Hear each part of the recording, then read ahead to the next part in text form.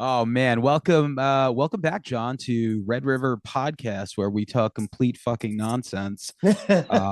If you want, I'll ask you what you've been watching, but I mean, for the most part, we'll just talk about the new band that you started up. And I really wanted to talk to you also, just because like we're like older guys and we Yeah. play music. You stopped for a little bit, so to hmm me, it's always like interesting, like so your lineage, we could say, is like Tension hmm to Earthling Massive hmm to like Jet Black, right? Well, you got From Autumn to Ashes in there Oh too. yeah, from Autumn to Ashes Mhm. to then Jet Black, and then from Mhm. there you kind of like stop. Marriage, Marriage, marriage, and kids. Yeah. right? So like, how does this new band come about? Which they're called the Give Ups, right? Right. Yeah. So let's talk about it. Like how did Definitely. yeah, how did this start? Why did it start? Obviously, when people stop playing music, I'm just like, how do you stop? Because I don't know how. Yes. But I mean, Definitely. you have a great family. Your wife is super cool. You have two awesome kids. So I Thank completely you. get it. No, yeah, my wife is awesome. I wouldn't be able to do any of this without her. She's amazing. Yeah. So the way we started this up was an old friend of mine who I met in college at Riverhead, Suffolk, back in like the '90s. His name is Jay Bennett. He goes by Floopy. Everybody in the scene kind of like knows who he is. He's an old school straight edge hardcore kid. He's still straight edge. Out of all of us, he was like the first to settle down and get married and have a kid. And then when my life started to change after Jet Black, um, you know, uh, things happened with Jet Black, and we kind of broke up. We lost our singer to Helmet, and then so It it's just happens. things kind of just went downhill with that. But that was an awesome, that was a great time. That was It amazing. It was was a me great and basically everybody in Tension except for Mike. it was a great time. And to cut in for a second, you posting that picture Sure, sure. with me, you, Joe, Julie, like it really was a fun Yeah, time. Like we I don't know, like, yeah. I'm one of those people that never wants to feel like my best days are like, I don't want to ever feel that way.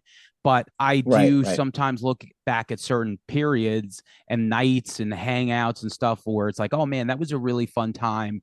And granted, Yeah. like I'm ready to like fist fuck this year. So like to me, I'm just like I'm always ready for like the next thing. But That's great. That's great. that was such a fun time. Jet Black was such a big part of that, the lounge, like everyone just hanging out. So yeah, I just wanted to cut in with that. Yeah. No, absolutely. Those were amazing times. I really thought before Jet Black, after I got off from Autumn to Ashes, and I was trying to get myself situated in a career. I went to truck driving school and kind of got my CDL and started making real money. And then, all of a sudden, Joe Rubino and Dave Musser were just like, yeah, let's do this rock and roll thing. And I was like, yeah, hell yeah. And it just flowed. And then, Case was there ready to sing, and his voice, the deal with Dave, man. He's like one of the best singers ever. It's no exaggeration, but yeah, pretty much. Yeah, yeah, yeah. He is. His harmonies are dead on. He's just unbelievable as a singer. Yeah. Um, and so we kind of got it together, but we didn't know like what it was going to do, and it kind of like became this thing, and we really started getting. It was just like the old days, like with Tension, where we had tons of people coming to our shows, except for like they were all like in their mid 30s and late 30s at the time, Yeah. and it was so cool just to see everybody come back and they're supporting us, and like it just the social scene just started back up again. And like 2009, I had a renaissance. I was 34 years old, and all And of a and sudden I'm just and had. and also the combination of the Exploder One thing too. Remember Oh yes, of how course, much yeah, fun yep. like those shows Oh were, yeah. and just Oh my god. like what a weird alter ego they created with Yeah. Exploder One. Yeah. Oh, they were Exploder One was awesome, man. They were Yeah. just so like all the covers and the fun, Yeah. just all the sexual innuendos in It every was it was song. it was very Yeah. fun. It was really good times, man. Yeah. No, definitely cool. And I had an experience with being in a band with Dave Case before, because we had Earthling with Jay Booty and Tracy Jorg and George Reynolds, not to name drop, but that was like 2001, and that was cool too because I got to be in a little bit of that was like a buzz band. Like we were mixing like drum and bass and techno with rock, and it was around the time of Linkin Park, so it was like wow, we were kind of cool. But then that just kind of came part. I left, and they continued on without me. But it was awesome though. They were great. Atari Teenage Riot was ruling the world for a Yes, minute. yes, yep. Yeah, we love bands like that. We wanted to be the kind of band. Earthling Massive just wanted to be the kind of band that we could play raves and Yeah. play hardcore shows. So there was You some know, there and was something back then about like, in that time where like genre mixing was fun. Like it's like, hey, why don't we just try this and mix that? And mm-hmm. it's like throw an acoustic here, throw in like a drum beat here. Yeah, that was Yeah. also a fun time. So time goes on. Yeah, that. Obviously, you stop playing, and from there, like I remember Mm-hmm. just running into you, and you're like, hey man, I got this thing going, and I was like super happy Mm-hmm. to hear, because regardless Mm-hmm. of, even if you play one show a year, even if you play Yeah. two shows, like it doesn't matter, as long as you get together with your friends once a week, once a month, and Mm-hmm. you write some music and you put it out, it's still so important, you know. Yeah. No, absolutely. And I do miss that. I just to go back a little bit before that, I met my wife during the Jet Black days, and things went really well, and it kind of like we were both a little bit older. She was 29, I was 35, so like we were both ready to like either make it or break it, have kids, get married, do that, and I've always wanted to be a dad. So once that happened, though, that became my main focus. Like I knew that if I was to get myself involved in playing in music and stuff like that, I would neglect my wife and kids, and that's something I never wanted to do.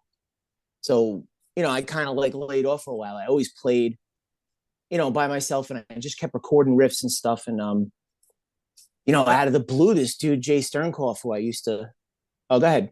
Oh no, I was gonna Were say. you going to So say something? I was gonna ask you, because like as a guitar player, even Yeah. for me, like when I write songs, like I always stack them. So you were kind of still Mm-hmm. playing in that time, like you still like when everyone went to bed, you kind of Yeah. like played the guitar, for like an hour or Yes. whatever, and you're like, hey, maybe like one day. So what were you what were you recording on? Because it always changes. Now we have like our phones where it's like, hey, let Mm. me just like write down this riff. So what were you recording the riffs Yeah. on?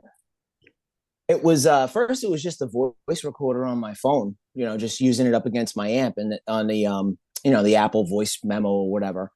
And then I got an iRig, and I started to learn how to use GarageBand a little bit, Okay, and yeah, started screwing around with that, and started making some electronic music too with that. And but yeah, it was still, I always had a ton of material, and then I started really starting to focus on this like stoner metal thing that I wanted to get going. And I had this drummer, this dude, Jay Sternkoff, I was tight with back in the day.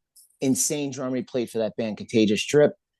Um, he hits me up, and I'm like, yeah, let's jam. And then the chemistry was right there. So we started that stoner metal project called the Omega Blackout, which we're still hoping to do something with Kerry Merkel that's from right. I totally The Great from the Lie Great singing. Lie. Yo, Yeah, I love Carrie.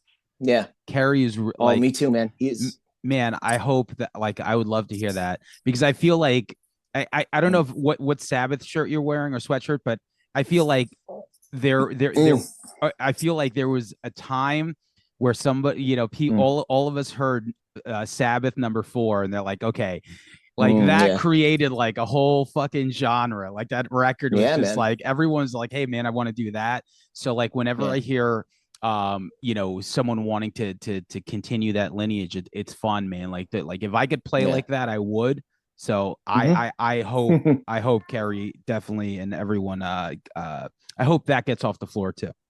It will. It will. Kerry's busy with The Great Lie. They're doing amazing stuff. Kerry just came down. It's just me and a drummer that were doing it, and I was playing bass through an octave effect. So I was doing guitar and bass and a little bit of synth through the guitar as well. Oh, so But cool. like it was like super heavy riffs, very catchy, very 70s. And Kerry came down and he just like nailed it. So that's cool. But like things, our schedules kept getting crazy. But you got to remember, like, we're all like middle-aged dudes with jobs and families and stuff. And soccer practice takes precedence over band practice. Yeah. So, but that will be coming out. I'm hoping by the end of this year, me and Kerry and Jake can really sit down. We have about 8 songs that I love. And Oh, that's yeah, awesome. yeah. So I'm hoping we can, either play a show or record. It's So also much it's cool stuff. perfect to like record. So like at the end of the day, I always tell people the same thing. even if it dissolves, even like if like the best intentions don't come through, at least document it. If you have Yeah, eight yeah, songs, record four and then record another four. Like, yep.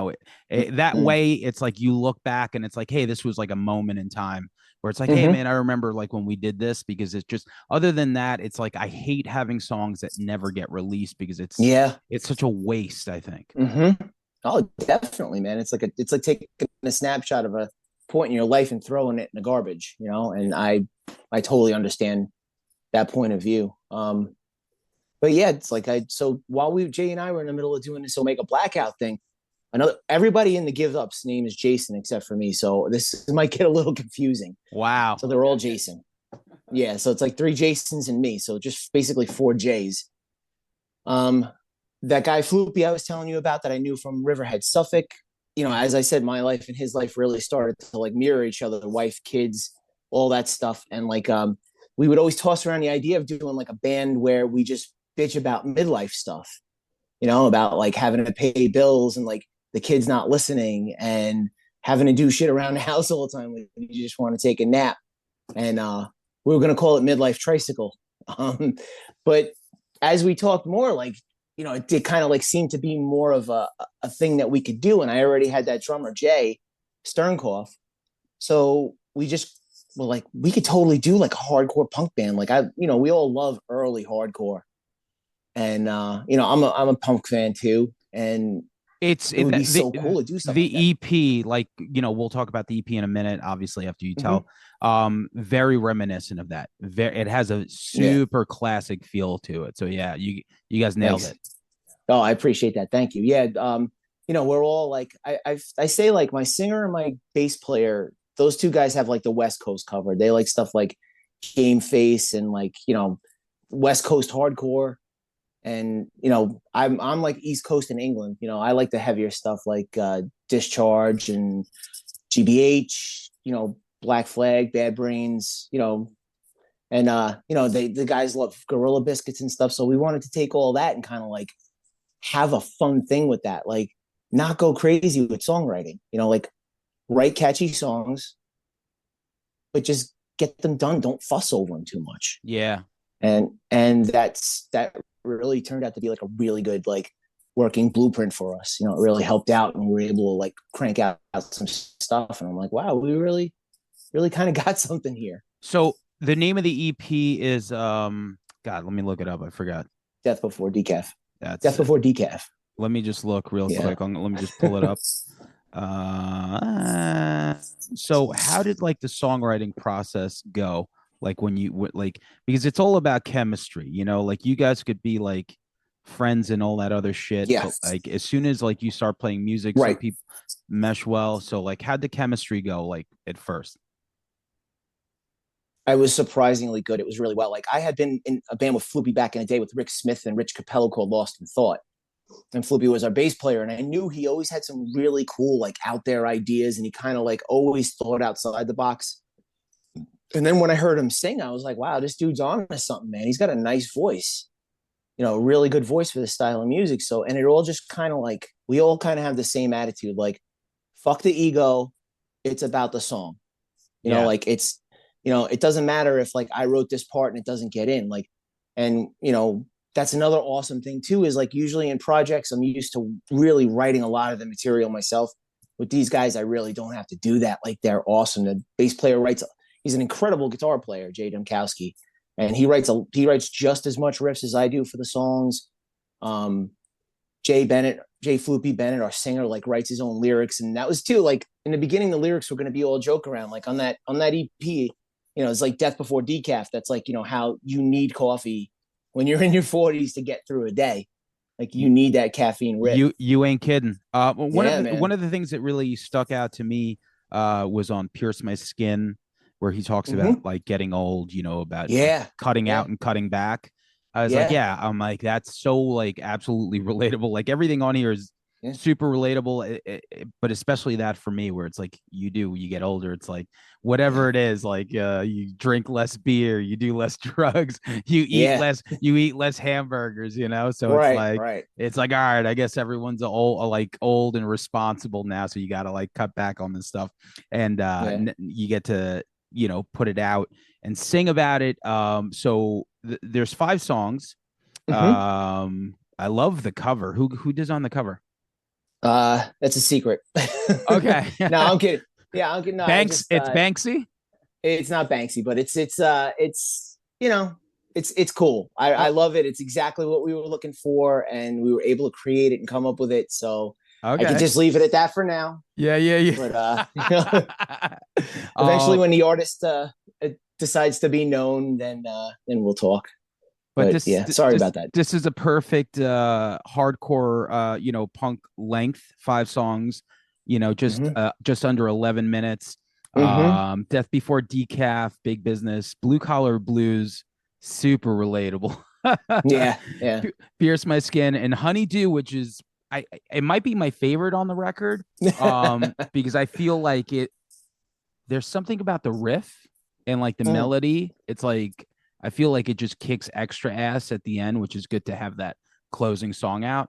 yeah. So how did like let me pick your brain. Like how did Honeydew come about as far as songwriting?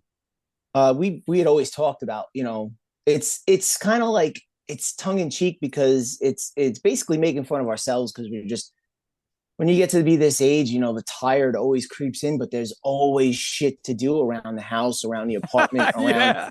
there's always something to do. And it's like, you develop this like resentment for all the shit that has to get done. But we all know it's got to get done. Like, you know, it's a partnership when you're married. And if you ain't holding up your end of the deal, man, it's like you're slacking. And so that's one thing Jay and I always talked about. And it was a joke. Like we would always talk about like writing a song about, having to do shit around the house. So that's how that came about. And my bass player, Jay Domkowski, had some awesome riffs. And that was the first song we actually wrote. We just sat down and like the way that all of us wanted it to be. We wanted to write one song in one practice. We didn't want it to take more than to write the song than the song's length actually is. Hey, that's a great goal. I mean, Yeah. honestly, it's especially, like you said, there's something like when people, were like talk to me, it's like, they're like, how do you write so many songs? I always tell them the same thing. I don't really go make it a point to write a hard song. Mm-hmm. Like if I have 3 chords and like a really cool chorus, Yep. like Mm-hmm. that's it. Like I'm not like I don't need to like throw in like I don't need to like throw in some weird time signature and Mm-hmm. bless anyone who does, but I'm out here just trying to put songs out. Yeah, no, definitely, man. That's a great way of writing songs. You listen to your songs that you write with Playing Dead, and like there's room for the vocals. Yeah. There's room for all the Yeah. hooks that you put in there. And Yeah. that's another thing too, is like, pushing our egos aside or pushing my ego aside to like let the song kind of like do its own thing, leaving room for the hooks instead of trying to force a hook. Yeah. So, it definitely my songwriting ability, was garbage for a long, long time. And Yeah. then as I started getting into my 30s, I was able to do it. I started doing it a little better. And Man, I feel you on that, man. I feel like God, that's so, I've been coming to the realization now where it's like I feel comfortable enough now as even at this age, like at fucking 44. yeah, It wasn't until like maybe like 3, 4 years ago where I'm like, I think I know how to write a song now. Before yeah, then, it was like I could write a song, but there was like when I listened back to it, it's like, oh, I should have done this different. And like as I feel like I finally got like something clicked. I don't know what, or maybe it's just like the inner happiness about it, even though I'll always pick it yeah, apart, but like it just took this long to figure out like, okay, I think I kind of know how to do this now, yeah, yeah. you No, know? definitely, man. I Yeah. always looked up to you though. Like you used to write songs, like complete songs. You write in a very holistic way. And I always looked up to you. Even you said, you just got good at it the past 3 years, but I'm talking like 20, 25 years ago when I first met you and like Yeah. seeing you playing your different acts. I'm like, damn, I envy dudes like that can write music. Like I would just write my guitar parts and hope to God somebody could sing over them, Listen, it, but it yeah. worked out very well for you. You're a Yeah, thank fucking, you. you're pretty goddamn amazing. So Thank you, man. I appreciate that. I love, to me, it's like, I feel like it's still like this, like family, crew, gang. So whenever Mhm. people come back out of retirement, I'm like, Yeah, oh yeah, my God. I'm like, this is so great. So like you guys have your yeah. first show coming up with the Ice Cold Killers. Yes, Shout out to Matt LaGrady. Like he just texted yes, from the Ice Cold yes. Killers. So he just texted me like maybe like 2 hours ago the flyer for the show without a word. Yeah, He just sent it to me via text. yeah, And I'm yeah. thinking like he's not on Facebook. He's not in like he's on no social media. So he's still kind of doing it like that way. And I just like look at it and it wasn't even like cropped properly. It was just like a profile picture. And I was like, Yeah. are you trying to tell me something? And he's like, oh yeah, trying, just we're playing. And I'm like, I know. I'm like, Joe and Joe push the show on Instagram. They handle this. So it was just like the funniest thing. Like he sends me some Yeah. picture and I'm like, I'll fucking be there 100%. So Awesome. Awesome. so not only do you, so it's Joe obviously from your old band, Hmm. and then the Grudge Holder connection as well, right? Like is it Tom's new band or something? No, it's not Tom. It's Ed Lally, who is actually in Slapshot, Okay. as well as Okay. Grudge Holder. Okay, so Yeah, Ed's an awesome dude. I've known him from, yeah. and who else is on Oh, the what? so it's the Ice Cold Killers. Who else is on the show? Welch Boys. Yeah, the Okay. Welch Boys. That's Ed Lally from Slapshot and Grudge Holder. That's his new band, which they're awesome. They're just amazing. I highly recommend anybody check them out. Another band that I'm just recently familiar with called the Car Bomb Parade, Yes. and they're a Yes. really good hardcore band, punk. Yeah. The lead singer's definitely got some style, which is awesome. And Yeah. then there's just Little Us. We're gonna open up the show actually. So Very cool. yeah. So man, like what does it feel like? Like it's your first show, but Oh, it's not really your first show. Like, are you guys like, obviously you're excited, but like it's your new band's first show. So what's that like now? yeah. Oh, it's awesome. It's awesome. Like we're getting to practice more, and I love playing live. Like I always tell people, I'm more at home on stage than I am like in my normal life. I'm just more comfortable up there, and I love it. So I'm really really looking forward to it. It's a little nerve wracking though, like your physicality of doing it when you're in your 20s and 30s. You can just get up there and just like jump around and act like an idiot and like no fuss, no muss. Yeah. Now it's like 3 songs in, and we're all like, Yeah. like, You're punk was telling never meant to be an old man's game. you're telling me. And Yeah, by like I'm winded by the yeah, fourth song. I'm like, damn, how many we got left? But yeah, and I'll tell you this, like yeah. But we've been I trying, and I mhm. never so like listening to Joe Rubino sing, like it's like pretty amazing. Like did like the whole time you're in a band with him, like did Mhm. he ever like sing like that? Did anyone ever knew? Yeah. Yeah, no, I knew he could sing. I wanted him when Jet Black was breaking up because Dave had Helmet going on. I wanted to go on as a 3 piece with Joe singing, and he just wasn't into it. He wasn't feeling it, Interesting. and Yeah. he always had this thing for vocals. He writes really good vocal hooks and stuff, and he's written a lot of vocals for the bands that we've been in, and even in Jet Black too. He wrote a lot of the vocal melodies and stuff. But yeah, definitely with the Ice Cold Killers, it's good to see him stepping out on his own and like fronting a band. Yeah, absolutely Yeah. crushing it too. Like I remember like we would send we send each other shit and then like he sent me that like when he had the old guitar player, the first one. Yes. And I was just like, man, I'm like I'm like, this is pretty fucking good, you cocksucker. Yeah. Yeah. uh He just like definitely awesome. Definitely good your stuff. so your connection to Grudge Holder, because obviously our mutual friend Paul, like Yes. where did that all stem from? That all stemmed like from the mid 90s. We used to play this club in Rhode Island, Providence, Rhode Island. It was called Club Babyhead, which was the CBGBs of Rhode Island. Like anybody who's anybody in punk metal, you played there, and it was awesome. It was a dive with amazing sound. Um, and one night we got put on a bill with a couple of Boston bands, and they were on it. And it was just like we met those dudes, and it was like meeting our long lost brothers. Like they're like blood, and they have been since that night. Since Like then, yeah. Yeah, we used to go up to Boston, even if we didn't have any shows. We would constantly trade shows with them. They would come down to Long Island, stay with us. We'd go up there, stay with them. But then there was even times when we're like, neither band had any shows booked, and we just go up there for the weekend just to hang out with them. And they would come down or just to hang with us. And like, that's how Paul kind of like got his whole thing with like being, a New York guy now. You know, Yeah, yeah. he met Me, Dana, Yeah. and yeah, Dana's awesome, and the media company they have. It's yeah. So that's how we know Paul though.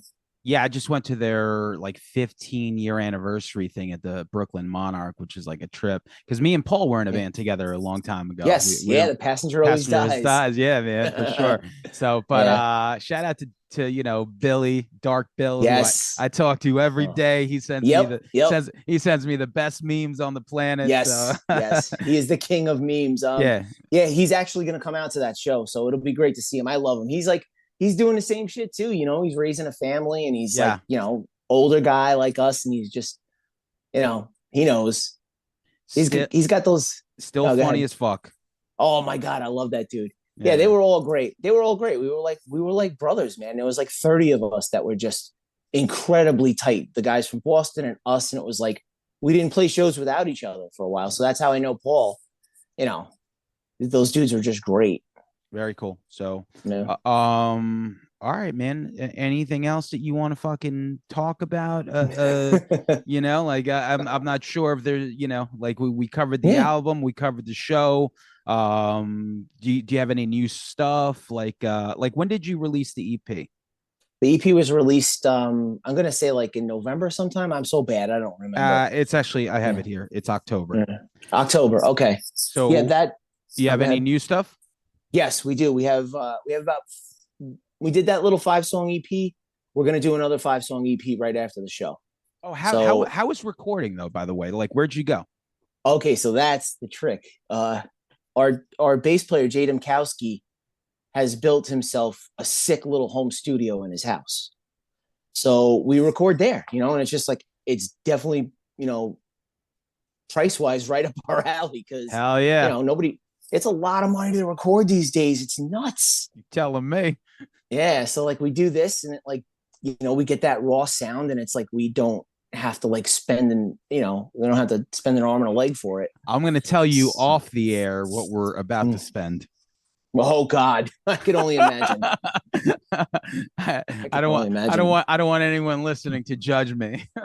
No, no, no, no. But you're in a band, man. You guys are still active. You're still out there doing it. But yeah, the prices of everything is just unbelievable right now. In-house is great. In-house is very good. Mm-hmm. Yeah, So as far as like recording went, like everything went smooth because like that's the one thing like, about being in a band that I don't like. I like the writing. I like the birth of the song, right? Yeah.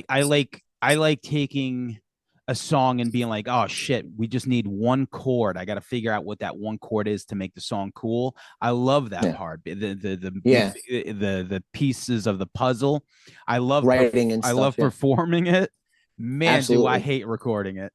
Me too.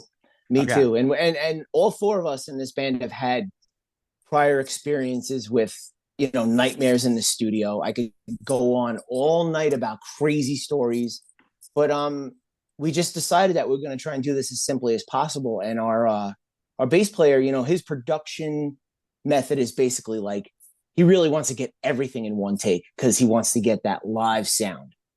So that's basically how we did it. We got as much as possible in one take, as much live as we love could. it.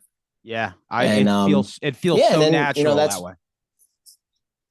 It feels very natural. Yes, that it way. does, and it's we were looking. Is there a lag? Absolutely. There's probably a lag, right? A little bit. Okay, I'm talking to you 5 seconds ago. Yeah. Yeah, no, we're gonna do this one a little bit. We're gonna take a little bit more time with this next one, and because we kind of like know each other better as musicians, and we're really like the chemistry is really starting to work, starting to kick in now. So we take a little bit more time with stuff, but we'll definitely get it out. We'll bang it out. It's still gonna be that rough raw. We wanted it to sound like a demo. It's like a demo from like 1991 or 89 or something. And that's. I genuinely think that you did that.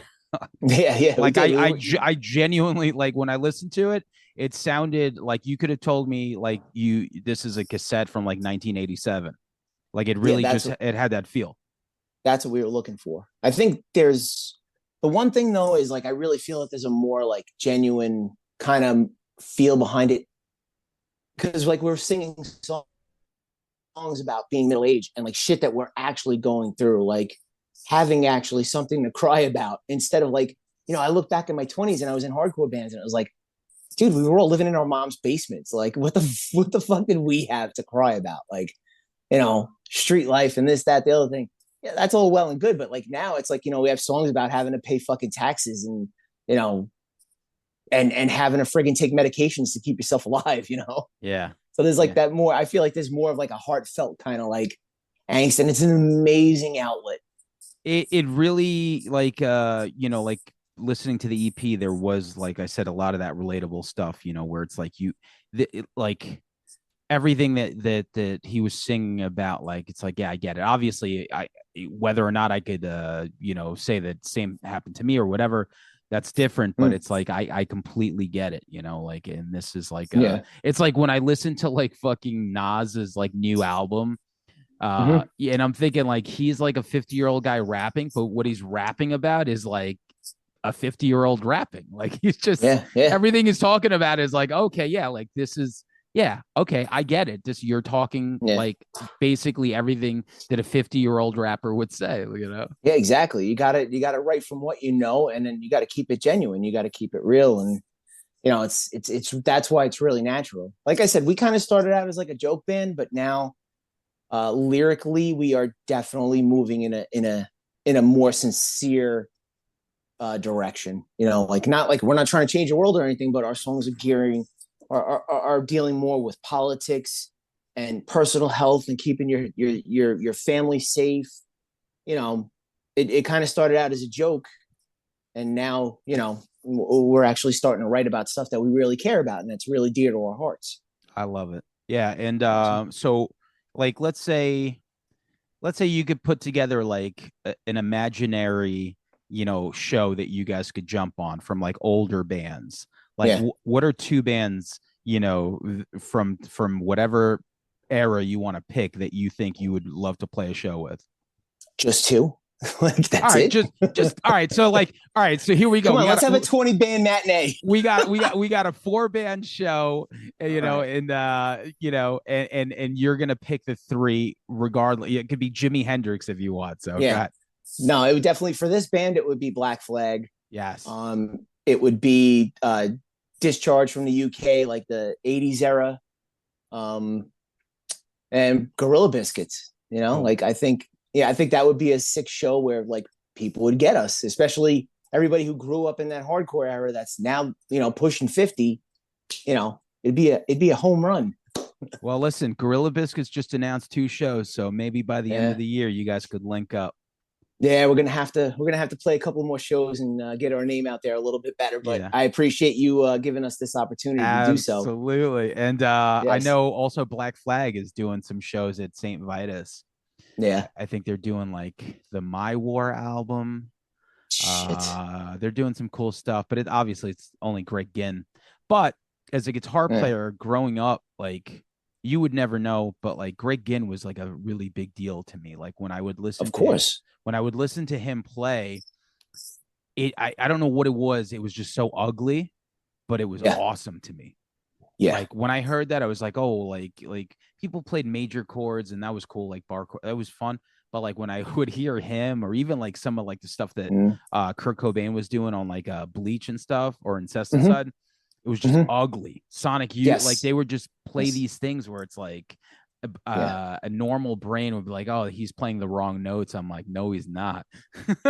Like Drive Like Jehu, like stuff like that, Yes. man. Oh That's my God. Like Drive Like Jay. Yeah. so good, man. Yeah, no, Yeah. I love Negative Approach would be another band I'd have to put on that bill. Like Yeah. that's definitely a huge influence on what we're doing. But yeah, I agree with you. Like that Black Flag stuff, like the dissonance that they were Yeah. able to pull with the like the power of hard rock. Like you can hear some MC5 shit in Black Flag, Absolutely. and it's just the like raw aggression. Yeah. Yeah. I and all the singers And too. we're Like trying to capture a little bit of that with what we're doing now. all like I liked all the singers. Like Yeah. I think Keith Morris was the best, I think, but like I could Mm. listen to like any era of that stuff. Yeah. Um but cool, John. I guess I'll see you at the Mhm. show. Definitely, man. Thank you so much for having us on. Check us out on the Yeah. media, the Yeah, Give Ups. oh, the link tree. I got the link. Like, Yes. right? It's funny because You, you sent me like 8 links. yes. I was Yeah, like, you yo, know what I did? God. You know what I did? I made a text with my band and I said, on our text band, our band chat, I'm like, do you guys know how to do Linktree? And my singer was oh, like this, and then he made one, and I sent it right over to you. Like we Okay. never had one of those before. Well, Yeah, yeah. that's funny because the Spotify, whoever put the Spotify together did a really good job because you guys have That's Jay. Yeah, visuals. that's Floopy. Yeah, so he has the visuals attached to the songs, whether it's like the coffee or whatever, which is pretty cool. I don't Yeah. even think we have that. To be honest with you, so he's got his shit down. So good for him. Yeah, Floopy's a creative guy, man. He's a good dude. Good Good. guy. You need a Voltron when it comes to a band. Yes, man. A lot of times it's only like, like I mean, I think I probably do a bunch of shit, but every Yeah. now and then, we need the audio video guy. Yeah, that's what you Yep. got to do next. Make a video. Yeah, I think that's what we're gonna do. I'm hoping that I get to see Paul Travers and he could just shoot a video on his phone and we'll be #1 the next day. So he's doing our next video. Awesome. Yeah, Awesome. for sure. So He's cool. Yeah, he's great. I love that dude. Yeah, for sure. John, man, thanks for hanging out. Anything else you want to talk about? I don't know. You want to tell me your favorite TV show of the year or something? Remember the last time you were on, like Parker picked Boardwalk Empire as his favorite yes, show. first of that year, 7 years late. I love that dude. Parker's the best. Oh my god. He does not. Yeah, no, I don't know. I don't really think my wife and I have been watching a lot of movies and stuff like that, but like TV wise, we just no. Give me some movies. If you watching movies, tell me some good shit that you've seen. You put me on the spot. Something I saw really, you know me. I'm of course I'm going to bend your ear about sci-fi. Yeah. It's this movie called Vesper that came out last year, and it's just one of the grittiest, most imaginative post-apocalyptic movies I've ever seen. I've never seen anything like it, and it's a very different vision of dystopia. So I definitely recommend that to anybody who's like into sci-fi and stuff. And but there's a couple movies we watched that were. Everybody loved it. Did you like Possessor? Did you watch that? I didn't see that. No, I didn't see that. So that's some really good sci-fi stuff, man. So that's David Cronenberg's son, Brandon. Like, okay. He made that movie. It's up on Hulu, and it's fucking mind blowing. Like, it's like they're hitmen, but in order to get close to their targets, they possess someone else's body.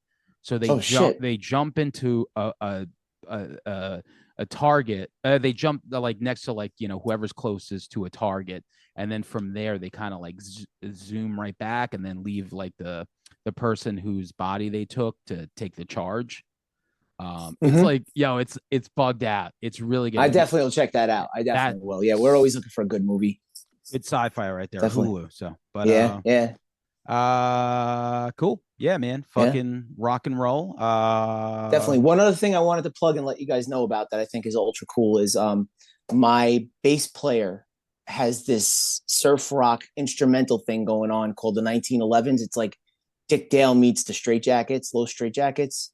It's like really, really cool. 1911? Yeah, and you can spell that out in one word, the 1911s. Okay. Really, really cool shit instrumental. He's got some stuff coming out on comps. He's anywhere you can stream. You can get his music, Apple, Spotify, all that stuff. Text me one of the links. I'll put it up on the episode with the band link. And then so when I drop the episode on Monday, it'll all be there. Yeah, it's awesome. So, I'm very proud of him for doing that. He's got a lot of cool stuff coming out with that too. So, it's all stuff to look forward to. Definitely. Absolutely. It's going to be a good year. Yeah, man. So what do you got? When is your stuff coming out? Oh my God. You don't want to know. Yeah. All right. So we try to do like 5 songs every 6 months. That was the pace that we were working at. This last record got very held up. Our engineer was having, a lot of like, home issues, Yep. very very serious stuff. Like, so Yeah. it's not anyone's fault. It's just the universe being unfair Mm-hmm. to someone. But the record is finally starting to like trickle out. So that's the one where Mark from Taking Back Sunday did the drums on. So he played drums Yes. on the Yes. whole EP. We put out that single in October. We have a new single. Like, I'm listening to the mixes now, and Yeah. I don't know if you guys do the same thing, but like, someone's always like, hey, can you like raise the, like there's always like Yeah. this one Yep. thing. So it's just to make everyone happy, man. That's all I want to do. I want to make Yeah. our guitarist happy. I want to make our keyboard player happy. I want to make the engineer Yeah. happy. But not Uh Dave Cassell. no, No, Dave, fuck I Dave. kind of never Dave's really good at eating spoonfuls of shit. So we have about 14 new songs that we're gonna like litter through the year. Yeah. And man, that's it, man. Just, we have a lot of really cool shows. We have some really cool shows that I guess I can't announce just yet. Mm-hmm. And then that's it, man. Just everything is about having fun. Yeah. Everything that we do is about having fucking fun. Everyone works during the week. We just want to go have fun when we can. Yep. Absolutely. That's 100%. Especially at this age, that's what it's about, man. Yeah. Got to have an outlet, got to have fun. I am so looking forward to getting back into it. Even if we only play like 5 or 6 shows a year, Doesn't I'm matter. happy with that. It doesn't Yeah. matter because like the whole time you're creating, you're Mm-hmm. recording riffs, like, you're still kind of hanging out. Even if you do, all right, you play 5 local shows, whatever. It's just really about like, Mm-hmm. you make a video, you fucking make another record, and that's it. It's like there's something to life, I think, when you find something that you're super passionate about that just makes everything really cool. Yeah, man, it is. It definitely is. It adds depth, and that's what I try to instill in my kids too. Like, school's cool and everything, but like, try to have something else outside of that. Yeah. Yeah, Try to try, it's big. try to try to get involved in some music or stuff. Something like that. So I agree. definitely. Passion is big. Mm-hmm. All right, It's cool. healthy. Healthy. It's the only healthy thing I have. Yeah, I know. Me too, That's man. it. So Mm. cool. Yeah. So I'll see you on the 21st. And thanks for Yes. hanging out with me, man. Thank you, Sam. It was so awesome. Thank you for having me. Let me come on and stuff. I appreciate it. I'll see you soon. Take care, brother. Be good. Bye.